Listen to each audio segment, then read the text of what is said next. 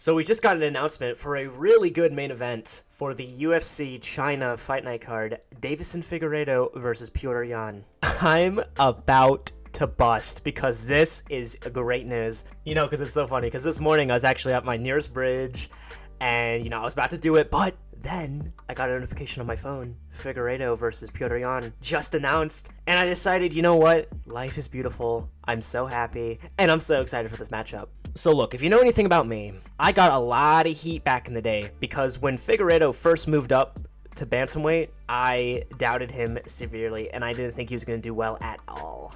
But he surprised me because he went out there and picked Rob Font apart and beat him pretty badly.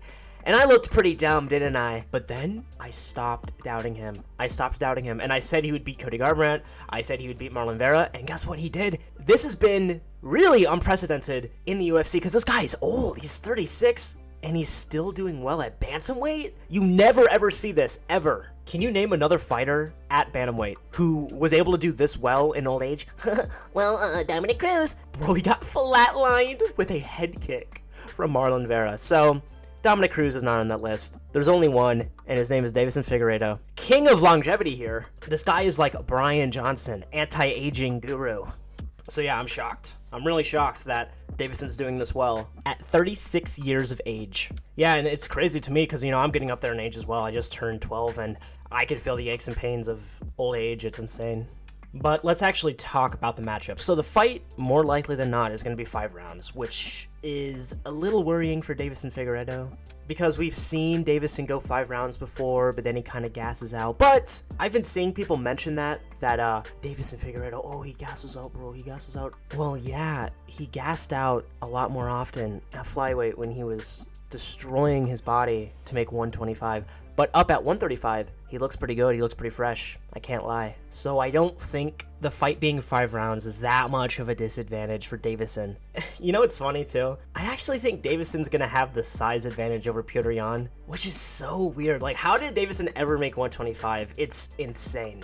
But I think Deiveson Figueiredo has the advantage going into this fight. And let me explain myself. Okay, so first off, Petr Yan is a slow starter. A lot of the times, especially in 5-round fights, he gives up the first round, the second round, and even in the third round, he takes some time to actually pick it up. And then he really does his best work in the 4th and 5th round.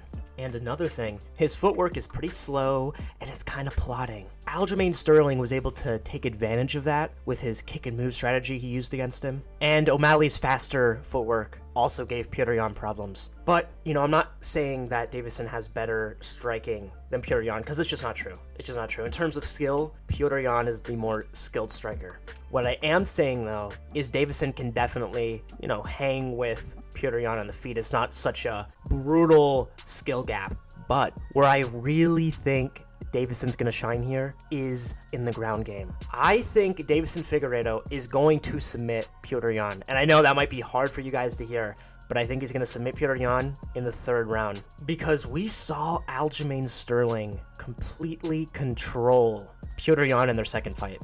Literally, Aljamain had Petr Yan's back for like a whole round. And since, Aljamain Sterling has no jiu-jitsu and he sucks, he wasn't able to finish him, but Deiveson Figueiredo has super solid jiu-jitsu. Way better than Aljamain Sterling. And look, I'm just going to say it, if Deiveson Figueiredo gets Petr Yan's back like Aljamain Sterling did so easily, he's going to submit and finish Petr Yan. Another very worrying thing about Petr Yan is he's coming off of the ACL surgery. He injured his ACL in his fight against Song Yadong, so who knows if that ACL is going to keep up in a grappling heavy fight like this. And here's another thing. I 100% believe in momentum. Deiveson Figueiredo is on a 3-fight win streak, and Petr Yan just broke his 3-fight loss streak against Song Yadong, and that was a hard fight against Song Yadong. And in that fight against Song, he looked diminished, guys. He didn't look great. And, to be fair, it was because of the ACL, but, what happens if the ACL gets injured again?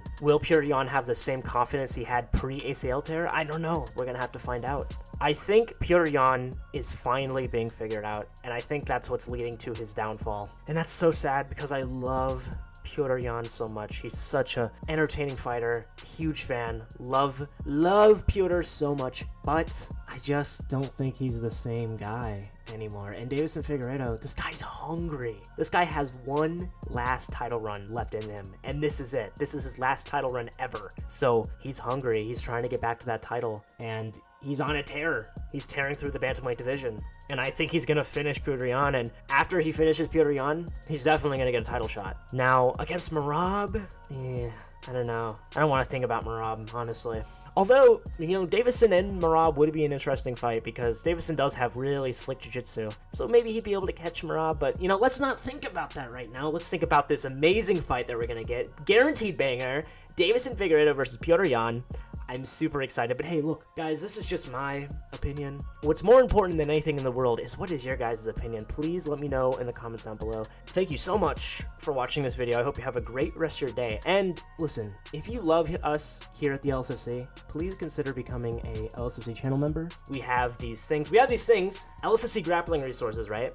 And they have games, right? Games and drills that you can use for your jiu-jitsu or wrestling. Super high level, and we're really stacking up the games. We got a bunch of games right now. Super valuable, and to become a member, it's just $1.99 a month. That's nothing. Nothing to a guy like you, because I know all my fans are giga rich, famous people.